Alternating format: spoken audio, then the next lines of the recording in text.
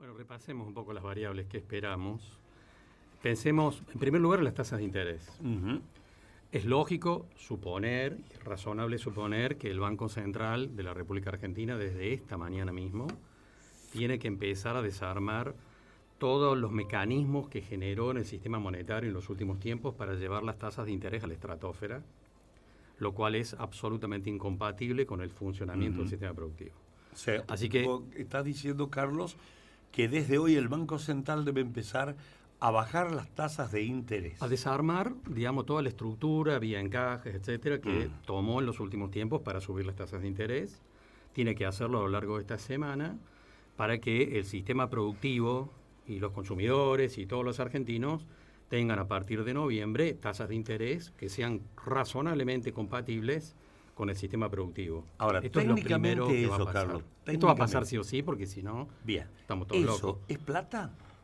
Ese plata. Desarme. No, es desarmar los encajes. Tienen que bajar los encajes que generaban inmovilizaciones. Pero que es una orden, una firma y la ordena a los bancos. Son que decisiones bajen. del Banco Central, técnicas. No hay que poner plata. Levantar documentos. Son soluciones del Banco Central que van a hacer que de aquí en adelante, a lo largo, y sobre todo a partir de noviembre, nos encontremos con tasas de interés que sean compatibles con el sistema productivo. Esto es lo primero que cabe esperar. Un tema más simple y obvio, ya estamos empezando a ver, y obviamente toda esta semana vamos a ver una fuerte recuperación de bonos y de acciones. Ya está empezando, por supuesto, esta mañana en los primeros datos. Esto es lógico que ocurra y que se va a consolidar en toda la semana. Voy a tocar el dólar al final, Miguel, pero digamos que hay un punto, lo voy a decir con ironía, el presidente dijo anoche, lo peor ya pasó. Para él seguro que sí, para los comerciantes de Villa María no lo creo.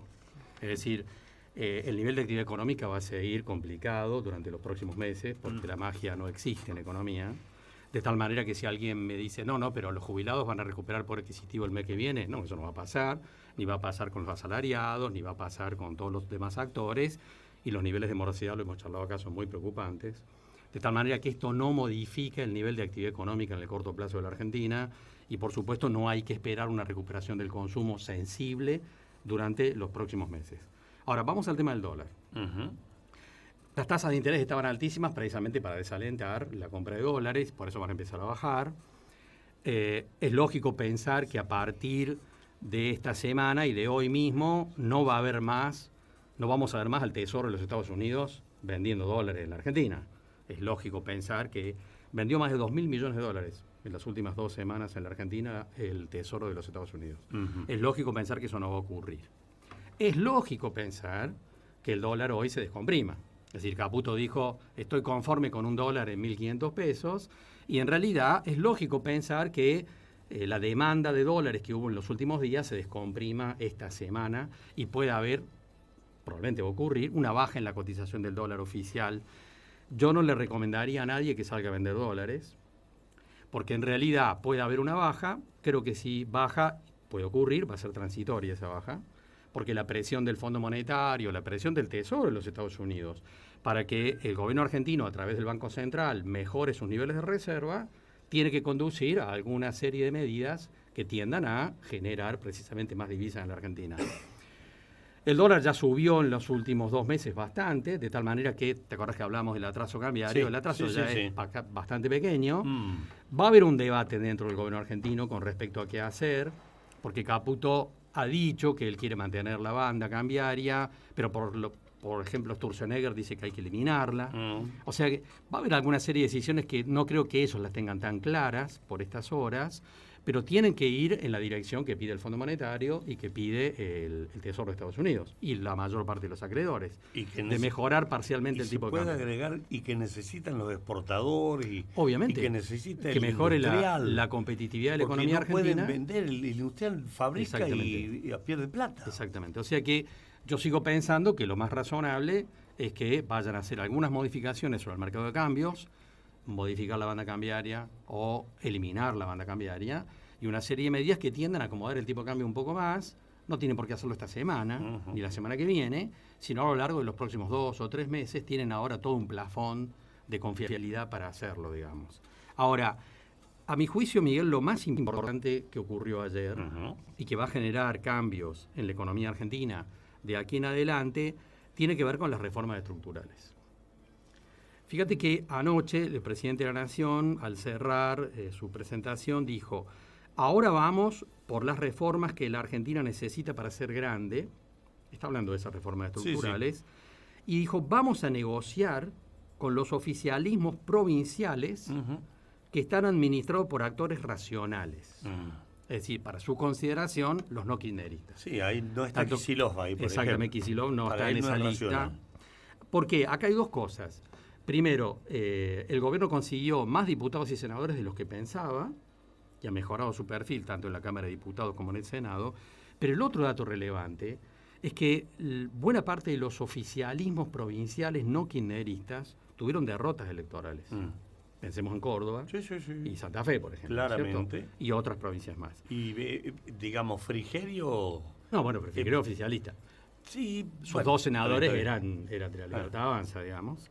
Pero en ese punto, digamos que está claro que el gobierno argentino mejoró su perfil en cantidad de diputados y senadores, pero va a tener una mayor capacidad de negociación con varias provincias, con lo cual obviamente es muy posible que consiga los votos necesarios para avanzar en la reforma impositiva, la reforma laboral y la reforma previsional, que está acordada con el Fondo Monetario.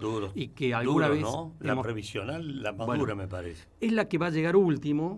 Lo dijo Guillermo Francos hace ya algún tiempito. Dijo: primero vamos por la reforma laboral, después vamos por la reforma impositiva y después por la reforma previsional, al final. Pero las tres van a ser presentadas simultáneamente el 15 de diciembre en el Congreso de la Nación.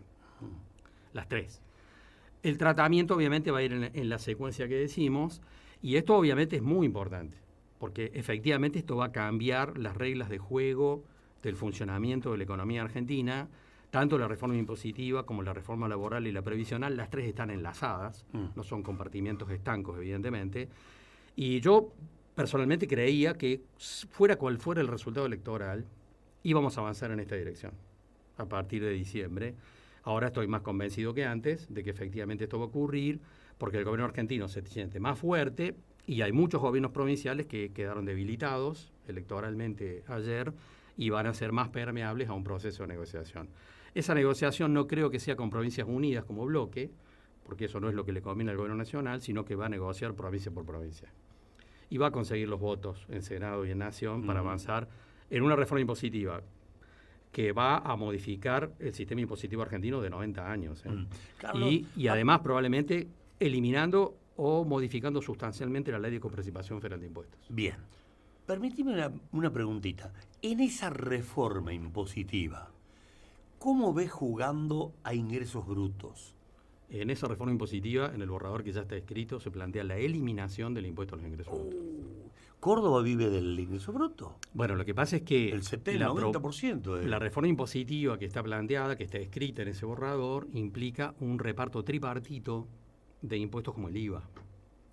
Una parte será para la nación, otra para las provincias y otra para los municipios. O sea, saco el ingresos brutos, elimino ingresos brutos. Por eso, Miguel, y estamos hablando de una reforma impositiva que da vuelta 90 años de historia impositiva de la Argentina. Es decir, es una reforma impositiva muy profunda que implica de alguna manera una recuperación de los principios federales anteriores a 1930. Lo hemos visto al presidente hablar de que el país perdió el rumbo hace 100 años. Bueno, la reforma impositiva que está planteada, que a ver, lo voy a decir sinceramente, no está muy lejos de la que escribimos con Osvaldo Giordano hace 3 años. Sí, señor. Estamos hablando de lo mismo. Sí, señor, el famoso libro. Y en realidad es un planteo de recuperar la potestad impositiva de las provincias a un sistema más federal y eliminando el compromiso de eliminar los impuestos más distorsivos, entre los cuales está, por supuesto, ingresos brutos, y también las tasas municipales que gravan la actividad comercial.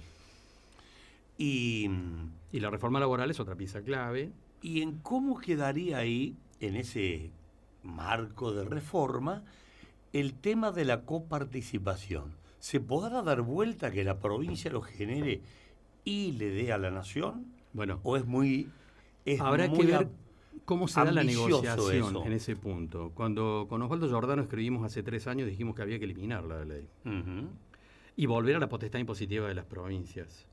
Eso es más complejo, habrá que ver por dónde va. Pero lo que está claro es que vamos a una recuperación de las capacidades de las provincias con respecto a los recursos, particularmente en el caso del IVA. Recordemos que el presidente de la Nación hace 4 meses, 5, dijo, bueno, yo me quiero quedar con 9 puntos del IVA. Y que las provincias compitan después. Difícil me parece eso, pero supongamos que quedaran el 21%. Entonces, de ese IVA, 9 puntos serían para la nación, el resto, por ejemplo, para la provincia de Córdoba, que debería a su vez pasarle una parte a los municipios. Claro. Estamos hablando de un cambio muy profundo en el sistema impositivo, que es recuperar la potestad original que establecía la Constitución en 1862. Uh-huh. Y porque pensemos en esto, el sistema impositivo argentino cambió fuertemente a partir de la década del 30, después de aquella crisis global, y la Argentina tiene un sistema constitucional federal, pero tiene un sistema impositivo unitario. Uh-huh. En realidad esto es un proceso para retrotraer eso y volver al espíritu del sistema impositivo previo a la crisis del 30, eliminando los impuestos más distorsivos, entre los cuales están, por supuesto, el impuesto a los ingresos brutos y también las tasas municipales que afectan la actividad comercial y que se supone que es una tasa y en realidad es un impuesto. Y es un impuesto bis parecido a ingresos brutos, ¿no es cierto? Me imagino, Carlos, que en el dossier de reformas, el renglón del impuesto al cheque merecerá solamente una raya y esto no va más. Me imagino. Bueno, debería ser así, pero no lo mencioné. ¿Vos lo ves duro? Lo que pasa es lo siguiente, en ese proceso de negociación, ¿cómo van a quedar las cuentas fiscales? Porque el gobierno también se comprometió a bajar o eliminar las retenciones a las exportaciones, pero el margen para que pueda hacer eso va a depender de la negociación con las provincias, evidentemente. Porque pensemos hoy el tema del presupuesto. Supongo que esta semana volverá a plantearse en el Congreso la cuestión del presupuesto nacional y hay una propuesta alternativa que fue presentada con respecto al presupuesto del Gobierno Nacional, que plantea un superávit fiscal del 0,8, 0,9 en lugar del 1,5 del PBI. Habrá que ver qué pasa con esa negociación. En la medida en que el gobierno argentino tenga que negociar con las provincias y eso implica una negociación que de alguna manera genere un aumento del gasto público, va a sentir que tiene menos margen para bajar determinados impuestos.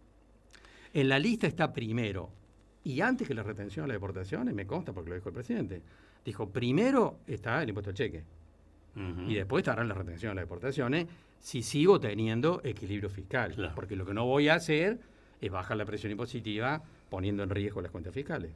Pues es que planteado así, uno entiende que hay una pelea de caja nacional unitaria con una caja federal, o una federal, ¿no es cierto? Una caja provincial. En realidad, ¿la Constitución plantea que el gobierno nacional tiene que ganar plata? No. No. Los presupuestos en realidad para la doctrina económica, los presupuestos tienen que ser equilibrados. Para la doctrina económica tienen que ser equilibrados. Lo que pasa es que después viene la situación particular de cada país en términos de sus necesidades. Pero volviendo al nuestro, Carlos. Pero el planteo del presidente de la Nación es que quiere tener superávit fiscal para pagar las deudas.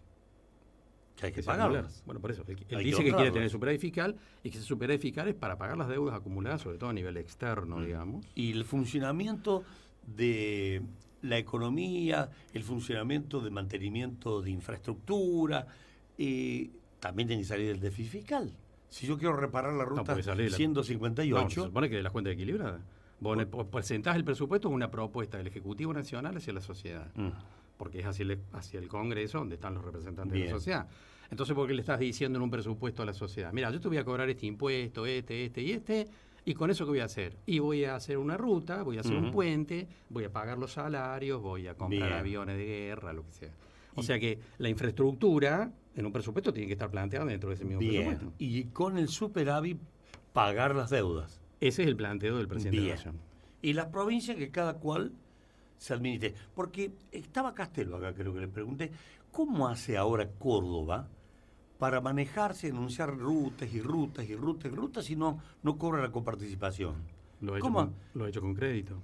Con crédito, que hay que pagar. Además, las cuentas fiscales de la provincia han tenido superávit. Y además ha tomado crédito internacional. O sea, puede funcionar la provincia. Bueno, de hecho, está funcionando. Digamos. No, pero digo, Carlos, porque el discurso electoral de la oposición acá en Córdoba es: no me mandan la plata que por ley me corresponde. Bueno, eso es cierto. Bueno, y sin embargo, y Milei dice, y sí, pero funciona lo mismo. Estás haciendo ruta, estás haciendo... Bueno, son dos posiciones diferentes, ¿no es cierto? De un lado el gobierno de la provincia diciendo, hay una ley que dice que me tenés que mandar una plata, no me la estás mandando, estás incumpliendo la ley. ¿Eso es cierto? Claro que es cierto. Sí, es cierto. Ahora, el otro lado el presidente dice, bueno, funcionas igual. Bueno, es un debate complejo, digamos. Si vamos a situarnos en un plano legal, la nación debería cumplir las leyes, digamos, o modificarlas, o plantear una modificación de las leyes. Claro.